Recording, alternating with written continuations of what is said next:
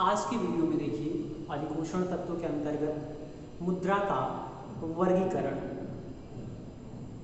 देखा जाए ये टॉपिक मुद्रा का वर्गीकरण और द्विवार्षिक परीक्षा की दृष्टि से बहुत ही महत्वपूर्ण टॉपिक है। इस टॉपिक से आपके करीब 22-23 नंबर के प्रश्न पुटअप किए जाते हैं। तो देखिएगा मुद्रा का वर्गीकरण। मुद्रा के वर्गीकरण जिस प्रकार से मानव सभ्यता का विकास हुआ, ठीक मानव सभ्यता के विकास के साथ साथ मुद्रा का रूप भी परिवर्तित होता रहा, जिसके कारण से तो देखिएगा मुद्रा का रूप कैसे कैसे परिवर्तित हुआ या इसके कारण से मुद्रा के वर्गीकरण अर्थशास्त्रियों ने निम्नलिखित आधार पर किए हैं। पहला है आपका प्रकृति के आधार पर।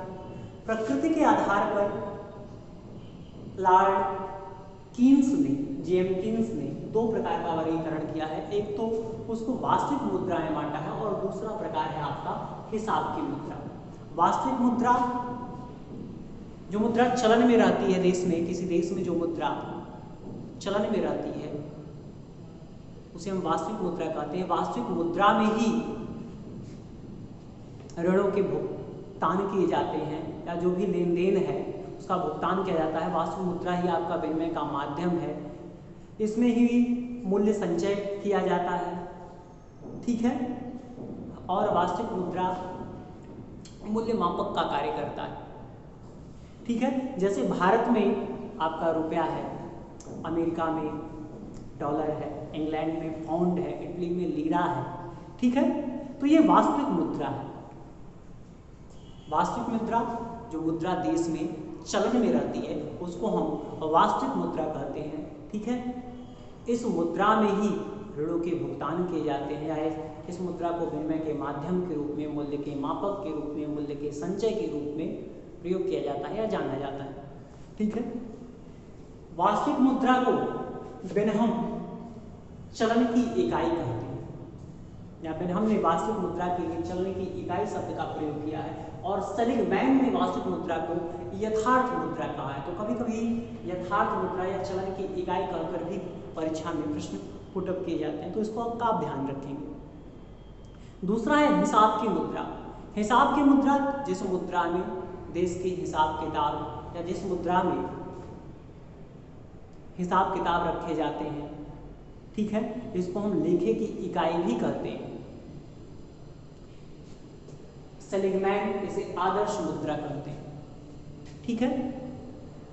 कीन्स ने लेखे की मुद्रा या हिसाब की इकाई के लिए, हिसाबी मुद्रा के लिए ऋणों, कीमतों और सामान्य क्रय शक्ति का भुगतान,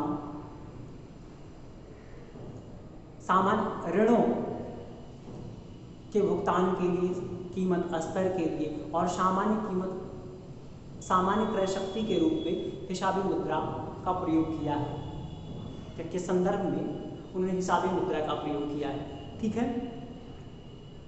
हिसाबी मुद्रा अस्थायी मुद्रा होती है, तो इसका हिसाबी मुद्रा और यथार्थ मुद्रा एक हो सकती है। जैसे भारत में आपका रुपया ये यथार्थ मुद्रा भी है और हिसाबी मुद्रा के रूप में भी इसका प्रयोग किया जाता है, लेकिन हिसाबी मुद्रा का स्वरूप अस्थायी रहता है, इसके स्वरूप में आप परिवर्तन नहीं कर सकते, जैसे भारत में रुपया है, ठीक है। जबकि वास्तविक मुद्रा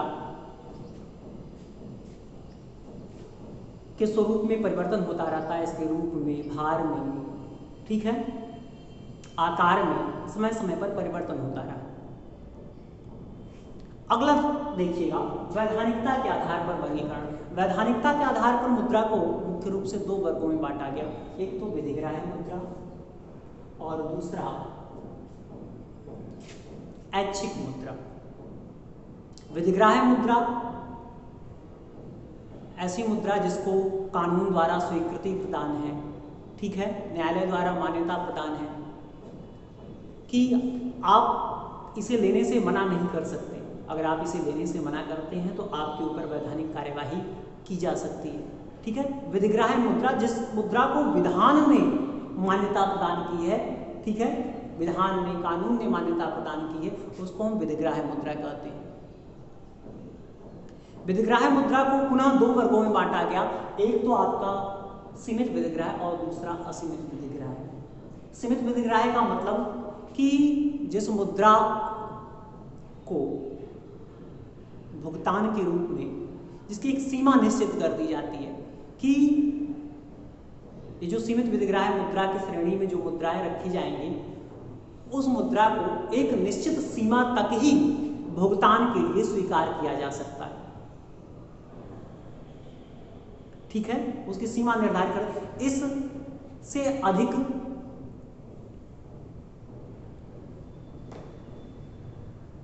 स्वीकार नहीं किया जाएगा। ठीक है,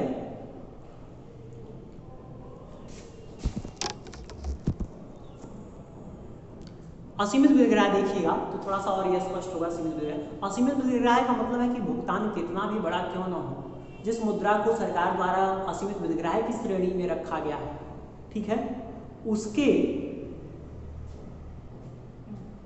उसके स्वीकार करने की या उसके भुगतान के रूप में प्रयोग करने की कोई सीमा निर्धारित नहीं होती। आप चाहे जितनी भी मात्रा में आप उसका भुगतान कर सकते हैं और सामने वाले को स्वीकार करना पड़ेगा। जैसे कि मैं आपको सामान्य सा उदाहरण दूं सीमित विधिग्राह्य असीमित विधिग्राह्य को समझाने के लिए। जैसे कभी कभी दुकानदार हैं, आप सिक्के में भुगतान देते हो, सिक्के का प्रयोग करते हो, तो उसे नहीं लेते हैं या आप भी कभी कभी मना कर देते हो। तो केंद्रीय बैंक ने भी कुछ ऐसी व्यवस्था की है कि जैसे भारत में 100 रुपये का नोट है, 500 रुपये का नोट है, 2000 का नोट है, ये असीमित विधिग्राह्य है। तो भुगतान कितना भी बड़ा क्यों ना हो, तो इस नोट को आप असीमित सीमा तक भुगतान के रूप में प्रयोग कर सकते हैं। ठीक है, और जिसे सरकार ने सीमित विधिग्राह्य के रूप में प्रयोग किया है, सीमित विधिग्राह्य की श्रेणी में रखा है, उसकी भुगतान की एक सीमा निर्धारित है। जैसे भारत में 50 पैसे के सिक्के एक निश्चित सीमा तक ही लिए जाएंगे, इससे आगे स्वीकार नहीं किए जाएंगे। ठीक है, तो असीमित विधिग्राह्य का मतलब भुगतान कितना ही बड़ा क्यों ना हो, जैसे 500 रुपये का नोट भारत में असीमित विधिग्राह्य है, तो उसको आप, यहाँ तक कि भारत में 1 रुपये का जो सिक्का है वो भी असीमित विधिग्राह्य है, उसको आप किसी भी सीमा तक असीमित मात्रा में भुगतान के रूप में प्रयोग कर सकते हैं। ठीक है, सीमित विधिग्राह्य भुगतान के रूप में प्रयोग किए जाने के लिए, आप सामने वाले द्वारा स्वीकार किए जाने के लिए उसकी एक निश्चित सीमा निर्धारित होती है। अगला देखिएगा ऐच्छिक मुद्रा। ऐच्छिक मुद्रा कि जिसे लेना या न लेना आपकी इच्छा पर निर्भर है। ऐच्छिक मुद्रा को हम बैंक मुद्रा भी कहते हैं और विधिग्राह्य मुद्रा को साधारण मुद्रा कहा जाता है। ठीक है, इसे हम साख मुद्रा भी कहते हैं। साख मुद्रा के अंतर्गत या ऐच्छिक मुद्रा के अंतर्गत विनिमय विपत्र है, बिल है, चेक है, हुंडी है, ये चीजें आएंगी। ठीक है, तो साख मुद्रा को आप लेने से मना भी कर सकते हैं, यह आपकी इच्छा पर निर्भर है। अगला है आपका मुद्रा पदार्थ के आधार पर वर्गीकरण। पदार्थ के आधार पे हम वस्तु मुद्रा, पत्र मुद्रा और धातु मुद्रा में मुद्रा को बांटते हैं। ठीक है, जैसे कि मैंने आपको शुरू में बताया कि जैसे जैसे सभ्यता का विकास हुआ, मानव सभ्यता का विकास हुआ, मानव का विकास हुआ, वैसे वैसे मुद्रा का स्वरूप भी परिवर्तित हुआ। तो जिस देश में, जिस काल में, जिस परिस्थिति में लोगों ने जिस वस्तु को उपयोग समझा, उसका उन्होंने मुद्रा के रूप में प्रयोग किया। जैसे आखिरी युग में जानवरों की हड्डियां हो गई, दांत हो गए, खाल हो गए, इनको मुद्रा के रूप में प्रयोग किया गया। हम और आगे बढ़े, पशुपालन युग में पशुओं को, पशुधन को मुद्रा के रूप में प्रयोग किया गया। ठीक है, थोड़ा और आगे हम बढ़े, कृषि युग में हमने प्रवेश किया तो अनाज को मुद्रा के रूप में प्रयोग किया गया। ठीक है, तो जिस काल में, जिस देश में, इस परिस्थिति में लोगों ने जिस वस्तु को उपयोग समझा, उसका मुद्रा के रूप में प्रयोग किया। तो देखिएगा, वस्तु पदार्थ के आधार पर एक वस्तु मुद्रा, दूसरा है आपका पत्र मुद्रा। पत्र मुद्रा के अंतर्गत एक विशेष किस्म के कागज पर मुद्रा का मूल्य अंकित होता है और जिसे केंद्रीय बैंक द्वारा मान्यता प्रदान की जाती है, या जिस पर रिजर्व बैंक के अधिकारी के हस्ताक्षर होते हैं। ठीक है, पत्र मुद्रा को भी आपका क्या कहते हैं, परिवर्तनीय पत्र मुद्रा, अपरिवर्तनीय पत्र मुद्रा के रूप में वर्गीकरण किया गया। तो पत्र मुद्रा चूंकि एक कागज को, जैसे विशेष किस्म के कागज पर छपी हुई मुद्रा होती है और इसके पीछे एक निश्चित प्रतिशत कोष रखकर इस मुद्रा को चलाया जाता है और जनता को विश्वास, और ये कोष ही जनता को विश्वास दिलाता है कि ये मुद्रा, जैसे कि अगर मान लीजिए परिवर्तनीय मुद्रा है, परिवर्तनीय पत्र मुद्रा है, तो परिवर्तनीय पत्र मुद्रा को आवश्यकता पड़ने पर आप इसके बदले में स्वर्ण कोष प्राप्त कर सकते हैं। ठीक है, लेकिन अपरिवर्तनीय पत्र मुद्रा ये सरकार के विश्वास पर चलाई जाती है। ठीक है, इसे आप परिवर्तित नहीं कर सकते हैं। ठीक है, आगे इसका अध्ययन हम पत्र मुद्रा चैप्टर में विस्तार से भी करेंगे। ठीक है, दूसरा अगला है आपका धातु मुद्रा। धातु मुद्रा धातुओं के सिक्के, जैसे पीतल हो गया, ठीक है, स्वर्ण मुद्रा हो गई या स्वर्ण के सिक्के, रजत के सिक्के, विशेष प्रकार के धातुओं के बने सिक्के इस श्रेणी में रखे जाते हैं। अब धातु मुद्रा भी दो प्रकार का वर्गीकरण है, एक प्रमाणिक मुद्रा और दूसरा सांकेतिक मुद्रा। प्रमाणिक मुद्रा जिसमें देश के हिसाब किताब रखे जाते हैं, ठीक है, या जिसे हम विनिमय के माध्यम के रूप में, मूल्य के मापक के रूप में, ठीक है, मूल्य संचय के साधन के रूप में प्रयोग करते हैं, ऋणों के भुगतान के लिए इसका प्रयोग करते हैं, उसको हम प्रमाणिक मुद्रा कहते हैं। ठीक है, प्रमाणिक मुद्रा का अंकित मूल्य उसके इसमें अंतर्निहित धातु मूल्य के बराबर होता है। ठीक है, प्रमाणिक मुद्रा असीमित विधिग्राह्य होती है। प्रमाणिक मुद्रा की स्वतंत्र ढलाई एवं स्वतंत्र एवं निःशुल्क ढलाई होती है। ठीक है, दूसरा है आपका सांकेतिक मुद्रा। सांकेतिक मुद्रा जो प्रमाणिक मुद्रा के साथ साथ घटिया धातु के सिक्के वगैरह चलाए जाते हैं, सांकेतिक मुद्रा की श्रेणी में आते हैं, जैसे स्वर्ण धातु के साथ साथ गिलट के सिक्के। ठीक है, सांकेतिक मुद्रा का अंकित मूल्य इसमें अंतर्निहित धातु मूल्य के बराबर नहीं होता, या धातु मूल्य इसके अंकित मूल्य से कम होता है। ठीक है, यह सीमित विधिग्राह्य होता है तथा इसकी ढलाई स्वतंत्र नहीं होती। अगला टॉपिक है आपका ब्याज के आधार पर। ब्याज के आधार पर हम मुद्रा को दो प्रकार में बांटते हैं, एक तो आपका सस्ती मुद्रा और दूसरा महंगी मुद्रा। मुद्रा बाजार में या मुद्रा का एक जो विशेष प्रयोग है, इसको उधार देने के रूप में या ऋण देने के रूप में हम इसका प्रयोग करते हैं। जब मुद्रा बाजार में ऋण सस्ते दर पर उपलब्ध होता है या ऋण की जो ब्याज दर है वह सस्ती होती है, तो इसको हम कहेंगे सस्ती मुद्रा। ठीक है, कभी कभी बैंक अधिकारी द्वारा, रिजर्व बैंक द्वारा, केंद्रीय बैंक द्वारा औद्योगिक विकास को बढ़ावा देने के लिए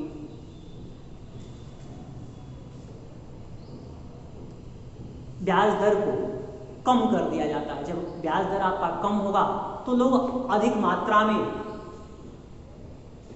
उसे साख के रूप में स्वीकार करेंगे, ऋण के रूप में लेंगे और जो जिसमें व्यापार में लगाएंगे, व्यापार की प्रगति होगी, औद्योगिक प्रगति होगी, जिससे देश की प्रगति होगी। ठीक है, अगला है आपका महंगी मुद्रा। जब मुद्रा बाजार में ऋण महंगे दर पे उपलब्ध होता है या ऋण की जो ब्याज दर है वह महंगी होती है, तो इसको हम महंगी मुद्रा की श्रेणी में रखते हैं। ठीक है, बैंक अधिकारी द्वारा या रिजर्व बैंक द्वारा, केंद्रीय बैंक द्वारा जब देश में मुद्रा स्फीति की स्थिति विद्यमान होती है तो उस समय जानबूझकर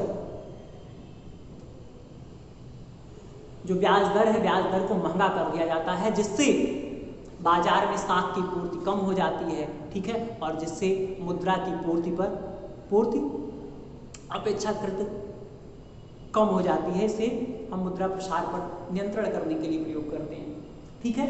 अगला है आपका विदेशी विनिमय के आधार पर। पुनः विदेशी विनिमय के आधार पर दो प्रकार का वर्गीकरण किया गया, एक तो सुलभ मुद्रा और दूसरा आपका दुर्लभ मुद्रा। सुलभ मुद्रा मतलब कि बाजार में आसानी से उपलब्ध, ठीक है। जब किसी देश की मुद्रा की पूर्ति उसके मांग से अधिक हो, देखिएगा हमने पूर्ति की तरफ मुंह खुला रखा है, ठीक है। जब किसी देश की मुद्रा या किसी देश की मुद्रा की पूर्ति उसके मांग से अधिक हो, ठीक है, या अगर अन्य शब्दों में हम इसकी चर्चा करें तो जब किसी देश का आयात उसके निर्यात से कम हो तो उस देश की मुद्रा को हम सुलभ मुद्रा कहेंगे, ठीक है। आयात अधिक होने के कारण से, जब आयात अधिक होगा किसी देश में तो आप बाहर से वस्तुएं मंगाएंगे, ठीक है, और जिससे विदेशी बाजार में आपकी मुद्रा आसानी से उपलब्ध होगी। इसके विपरीत है आपका दुर्लभ मुद्रा। दुर्लभ मुद्रा जब किसी देश की मुद्रा की मांग उसके पूर्ति से अधिक हो तो उसको हम दुर्लभ मुद्रा कहते हैं, या अन्य शब्दों में जब किसी देश के निर्यात उसके आयात से अधिक हो तो विदेशी बाजार में उस मुद्रा की जो पूर्ति होगी क्या होगी, कम होगी, तो उसको हम दुर्लभ मुद्रा की श्रेणी में रखते हैं, ठीक है। सुलभ मुद्रा वाले देश का जो भुगतान संतुलन है सदैव प्रतिकूल रहता है, और जो दुर्लभ मुद्रा है ऐसे देश का भुगतान संतुलन सदैव अनुकूल रहता है, ठीक है। तो एक बार हम संक्षेप में चर्चा करते हैं। मुद्रा का जो वर्गीकरण है प्रकृति के आधार पर किया गया। प्रकृति के आधार पर आपका दो भागों में बांटा गया, वास्तविक मुद्रा और हिसाबी मुद्रा। वास्तविक मुद्रा जो मुद्रा चलन में है, ठीक है, या जिसे हम मूल्य मापक, मूल्य संचय, विनिमय के माध्यम, भुगतान के साधन के रूप में स्वीकार करते हैं। हिसाबी मुद्रा जिस मुद्रा में देश के हिसाब किताब रखे जाते हैं को हम हिसाबी मुद्रा कहेंगे। हिसाबी मुद्रा आपका ऋणों, कीमतों और सामान्य क्रय शक्ति से संबंधित है, या इसके संदर्भ में हम इसका प्रयोग करते हैं। वैधानिक मुद्रा आपका विधिग्राह्य मुद्रा हो गया, और असीमित विधिग्राह्य मुद्रा ऐसी मुद्रा जिसको कानून ने मान्यता प्रदान की, ठीक है। ऐच्छिक मुद्रा जिसको लेना या ना लेना आपकी इच्छा पर निर्भर है, ठीक है। कानून द्वारा आपको कोई बाध्यता नहीं कि आप साख मुद्रा को ले ही, ठीक है। अगला है आपका या विधिग्राह्य मुद्रा को पुनः दो भागों में बांटा गया, सीमित विधिग्राह्य और असीमित विधिग्राह्य। सीमित विधिग्राह्य का मतलब कि ऐसी मुद्रा, सीमित विधिग्राह्य मुद्रा के भुगतान करने की या सामने वाले द्वारा स्वीकार करने जाने के लिए एक उसकी सीमा निश्चित कर दी जाती है। जैसे कि 50 पैसे का सिक्का है तो उसको आप कितनी मात्रा में भुगतान कर सकते हैं, ठीक है। और अगला है आपका असीमित विधिग्राह्य। असीमित विधिग्राह्य में की श्रेणी में आने वाले मुद्रा के भुगतान की सीमा निश्चित नहीं होती। जैसे 500 का नोट भारत में असीमित विधिग्राह्य, तो उसको आप किसी भी सीमा तक भुगतान कर सकते हैं, इसकी कोई लिमिट नहीं है, ठीक है। अगला है आपका वस्तु मुद्रा, पत्र मुद्रा और धातु मुद्रा। यह आपका मुद्रा पदार्थ के आधार पर वर्गीकरण। वस्तु मुद्रा कि जब जिस देश में, काल में, परिस्थिति के अनुसार मानव ने जिस वस्तु को उपयुक्त समझा उसका मुद्रा के रूप में प्रयोग किया गया, ठीक है।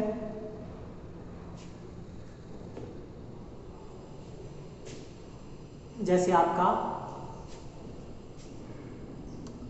दांत, जानवरों के दांत हो गए, हड्डी हो गई, खाले हो गए, इनका मुद्रा के रूप में प्रयोग किया गया। इससे आगे हम बड़े पशुओं का मुद्रा के रूप में प्रयोग किया गया। इससे आगे बढ़े अनाज का मुद्रा। इसके बाद हम धातु मुद्रा के रूप में प्रवेश किए। धातु मुद्रा विशेष किस्म की धातुओं की बनी मुद्रा होती है, जैसे स्वर्ण मुद्रा हो गया, रजत मुद्रा हो गया, ठीक है,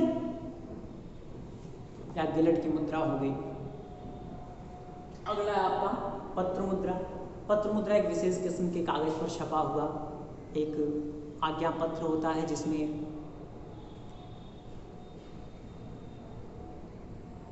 रिजर्व बैंक का गवर्नर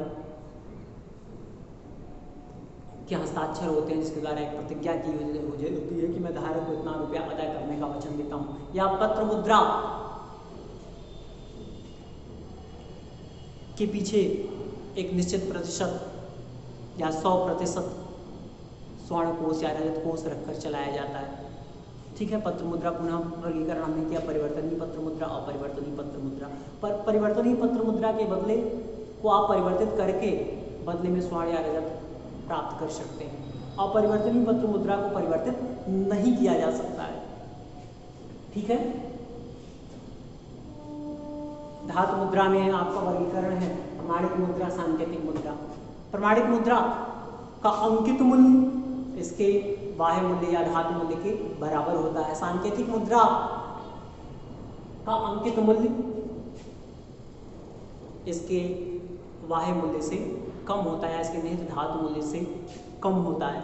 ठीक है, प्रमाणिक मुद्रा असीमित विधिग्राह्य होती है, सांकेतिक मुद्रा सीमित विधिग्राह्य होती है। प्रमाणिक मुद्रा की ढलाई स्वतंत्र होती है, असीमित सांकेतिक मुद्रा की ढलाई स्वतंत्र नहीं होती है। ठीक है, अगला आपका ब्याज के आधार पर।